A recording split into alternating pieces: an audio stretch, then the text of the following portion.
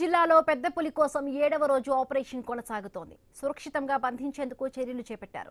రాజానగరం మండలం జి ఎర్రపాలెం, మండపేట మండలం కేశవరం మధాయ పులి సంచరిస్తోందని గుర్తించారు. కోకో కోలా ఫ్యాక్టరీ వెనుక కొండపై ఉందని నిర్ధారించారు. రాత్రి నుండి అక్కడే పెద్ద పులి ఉందని తెలుస్తోంది. థర్మల్ డ్రోన్ కెమెరాలతో చేసిన ప్రయత్నం విఫలమైంది. పులికి మత్తు ఇంజెక్షన్ ఇచ్చేందుకు ప్రయత్నాలు చేస్తున్నారు. పూణే నుండి వచ్చి ప్రత్యేక నిపుణుల బృందం వచ్చింది.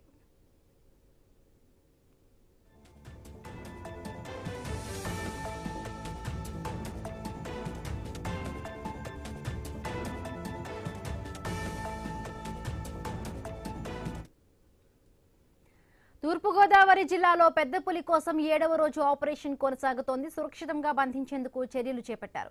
రాజానగరం మండలం జి ఎర్రపాలెం, మండపేట మండలం కేశవరం మధాయ పులి సంచరిస్తోందని గుర్తించారు. రైట్, మరిన్ని పూర్తి అప్డేట్స్ మా కరెస్పాండెంట్ గణేష్ అందిస్తారు. గణేష్, ఇప్పటికే చూస్తున్నాం 7వ రోజుగా కూడా కొనసాగుతుంది పెద్ద పులి ఆపరేషన్ కు సంబంధించి. ఏం చెప్తున్నారు అధికారులు?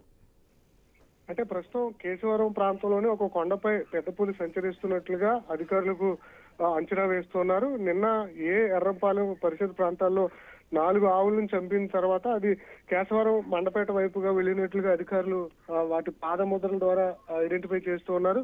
ఎందుకంటే రాత్రి సమయంలో థర్మల్ డ్రోన్ కెమెరాతో ఎంత ప్రయత్నించినా థర్మల్ డ్రోన్ కెమెరాకు పులి జాడలు అయితే కనిపించలేదు.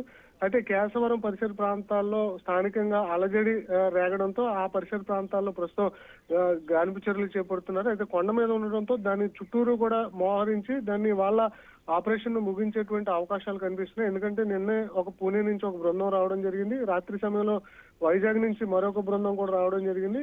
ఇప్పటికే వెటర్నరీ సిబ్బంది అంటే దానికి మత్తు గన్ షాట్ ద్వారా మత్తు మంది ఇచ్చి దాన్ని నిద్రావస్థలోకి తీసుకెళ్లి పట్టుకుని తిరిగి మళ్ళీ అటవీ ప్రాంతంలో విడుదల చేసేందుకైతే అధికారులు తీవ్ర ప్రయత్నం చేస్తున్నారు. ఇప్పటికే అది ఛత్తీస్గఢ్ అడవుల నుంచి ఆంధ్రప్రదేశ్ లోకి ఎంటర్ అయ్యి 13వ రోజు కావస్తుంది. ఏలూరు జిల్లాలో సంచరించిన తర్వాత ఇటు 7వ రోజు తూర్పుగోదావరి జిల్లాలో అది సీతానగరం నుంచి మొదలుకొని కేశవరం పరిసర ప్రాంతాల వరకు కూడా చేరుకోవడం జరిగింది. మార్గ మధ్యలో ఏవైనా దూడలు ఆవులు కనిపించినా వాటి మీద దాడి చేసి వాటిని హతమార్చి వాటి ఆకలి తీర్చుకుని ముందుకు వెళ్ళిపోతున్నటువంటి సందర్భం. ముందుకు వెళ్తుంది తప్పితే వెనక్కి పులి తిరిగి మళ్ళీ వెనక్కి రావట్లేదు.